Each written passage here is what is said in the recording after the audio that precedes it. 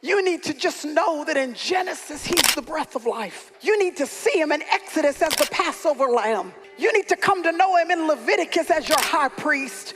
You need to know that in Numbers, he's the fire by night. And in Deuteronomy, he is Israel's guide. You need to see him in Joshua as salvation's choice and in Judges as Israel's guard. You need to know that in Ruth, he is the kinsman redeemer. You need to have seen him in 1 and 2 Samuel as our trusted prophet. You need to know that in Kings and Chronicles, he is sovereign.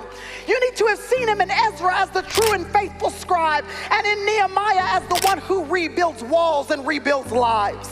You need to know that in Esther, he is your courage, and in Job, he's the timeless redeemer. You need to have taken time to see him in Psalms as your morning song, and in Proverbs as your wisdom. You need to have seen that in Ecclesiastes, he's a time and he is a season.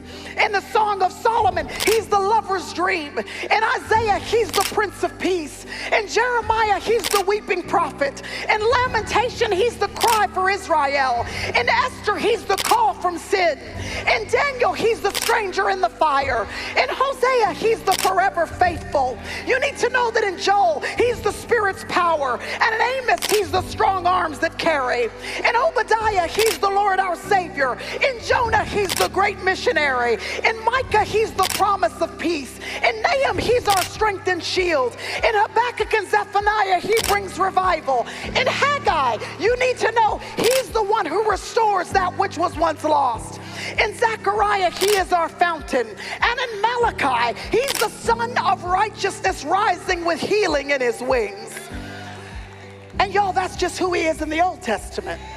Because the truth is, if you wait about 400 years and you just flip over a couple of pages, you'll see that in Matthew, Mark, Luke, and John, he's not just God, now he's your Messiah.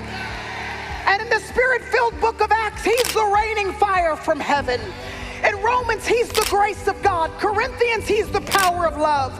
In Galatians, he's freedom from the curse of sin. In Ephesians, he's our glorious treasure. In Philippians, he's the servant's heart. In Colossians, he's God and the Trinity. In Thessalonians, he's our calling king. In Timothy, Titus, and Philemon, he shows up as our mediator and our faithful pastor.